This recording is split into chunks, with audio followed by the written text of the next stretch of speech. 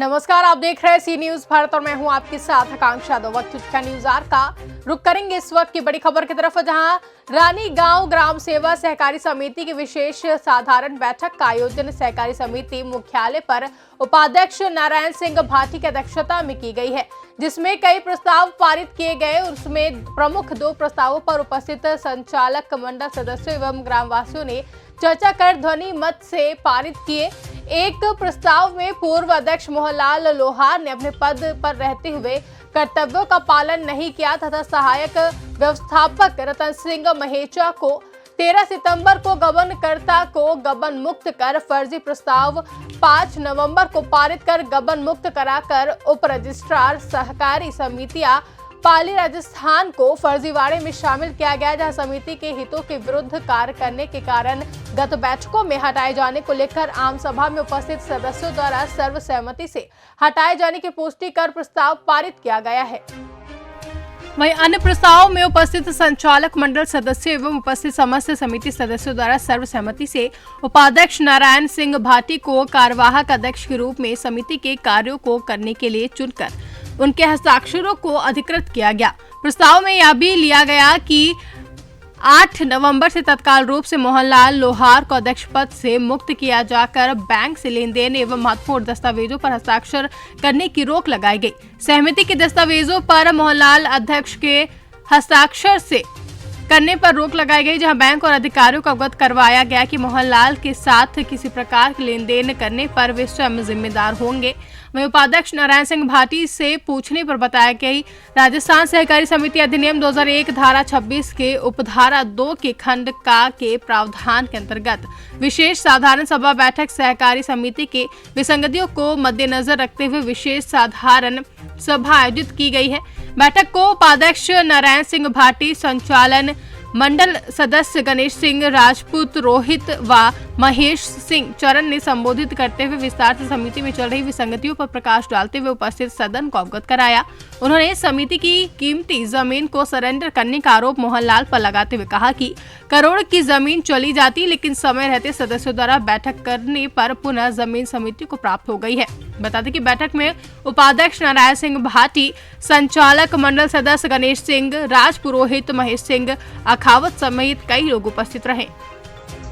Hello, अरे नैन दास, तेरे को किसने भेजा है? अर्जुन, मुझे सच सच बताना मुझे। Arjun Pariyar and company. Arjun Pariyar and company, उसमें काम कर रहे हो क्या? हाँ जी।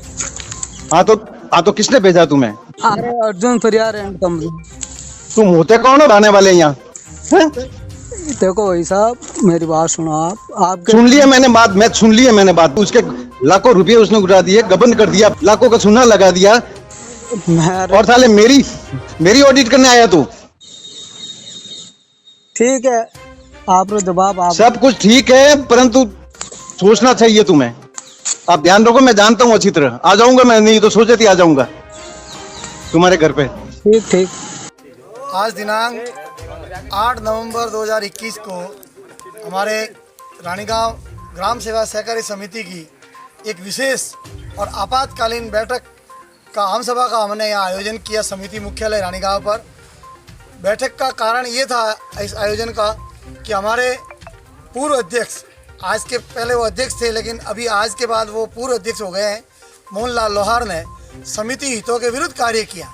कार्य ये था कि उन्होंने बिना किसी प्रस्ताव के, बिना किसी नियमों के, उन्होंने अपने समिति की जो ज़मीन थी उसको उन्होंने सरेंडर करने का कार्य किया। जो ज़मीन का विवाद था उसको मुकदमा समिति ने जीत लिया था। इसके बाद उन्होंने समिति का खाता ब्लॉक करवाया बैंक पारानी में जाकर के, जिससे किसानों का प्रीमियम नहीं कट पाया। 30 जुलाई तक का जो समय था उस समय सीमा में प्रीमियम नहीं कट पाया।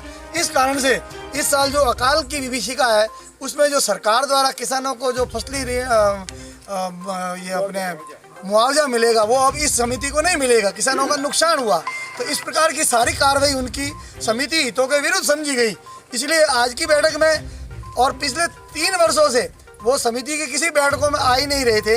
इस कारण से उनको सर्वसहमति से पहले संचालक मंडल की बैठकों में उनको हटा लिया गया था। आज की बैठक में सर्वसहमति से आम सभा ने पुष्टि करके उनको हटाने की कार्रवाई को वैध ठहराया। इसके बाद समिति का कार्यवाहक अध्यक्ष के रूप में महेश सिंह चारण ने मैंने प्रस्ताव रखा। उपाध्यक्ष जो नारायण सिंह जी भाटी थे उनका हमने प्रस्ताव रखा और सर्व समिति से कार्यवाहक अध्यक्ष के रूप में आम सभा ने इनके नारायण सिंह जी भाटी को अगले अध्यक्ष के रूप में काम करने के लिए सर्व सम्मति से इसकी पुष्टि की और स्वीकृति प्रदान की।